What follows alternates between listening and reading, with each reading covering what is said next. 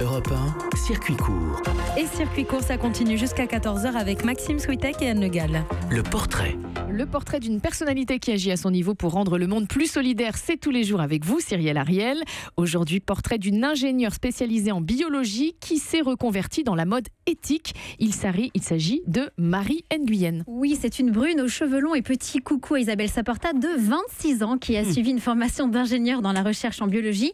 Elle a notamment travaillé dans la recherche en cancérologie, mais il lui manquait l'impact direct dans son travail. Puis il y a 2 ans, Marie Nguyen justement a fait des collectes de vêtements auprès de ses proches pour les distribuer dans la rue à Paris. Et en une semaine, elle a vu l'impact. Elle a récolté près de 100 kilos de vêtements et c'est là qu'elle s'est rendue compte de la quantité pharaonique de vêtements inutilisés. Elle quitte alors son CDD à l'Institut Curie et se lance dans l'entrepreneuriat social et lance la plateforme de mode éthique We Dress Fair. Je rencontre Antoine dans une association qui accompagne les entrepreneurs sociaux.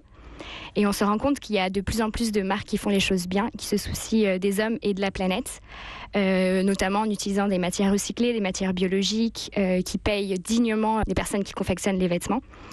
Et du coup, on décide de se mettre au service de ces marques-là et de monter la plateforme We Dress Fair qui met en lumière ces acteurs, ces belles marques. Voilà, We Dress Fair qu'on peut traduire par nous habillons justement, éthique, bien, voilà, bien justement. Que propose aujourd'hui concrètement cette plateforme comme acteur ? Alors, nous, on est pionniers ici dans Circuit Court parce que la plateforme va s'ouvrir dans quelques semaines fin mars. On y découvrira une vingtaine de marques éthiques. Alors, ce sera du Made in France, ce sera fait à partir de matières recyclées, bio, voire vegan, collection homme ou femme. Et il y aura également des labels internationaux qui respectent bien évidemment le respect des travailleurs et de l'environnement. Et le consommateur pourra en plus voir sur une carte sur leur site internet d'où viennent les matières premières, d'Inde, du Bangladesh ou encore de France, ou encore où a été tissé justement leurs vêtements en Inde ou encore en Europe.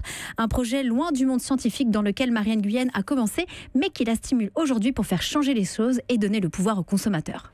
Pour faire changer durablement les choses, il faut être dans l'action, plus que dans la réflexion.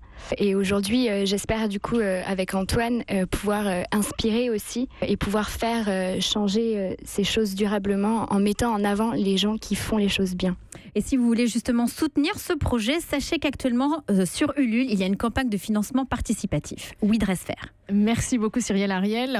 Une petite réaction de nos invités, ça aussi c'est de l'environnement, c'est de l'économie circulaire. Vous sentez que les consommateurs évoluent sur ces achats vestimentaires ? Complètement. Effectivement, on sent bien que les consommateurs évoluent et que même les grandes entreprises commencent à prendre conscience. Donc effectivement, on a travaillé avec des entreprises, avec des très grands groupes sur ces thématiques-là également.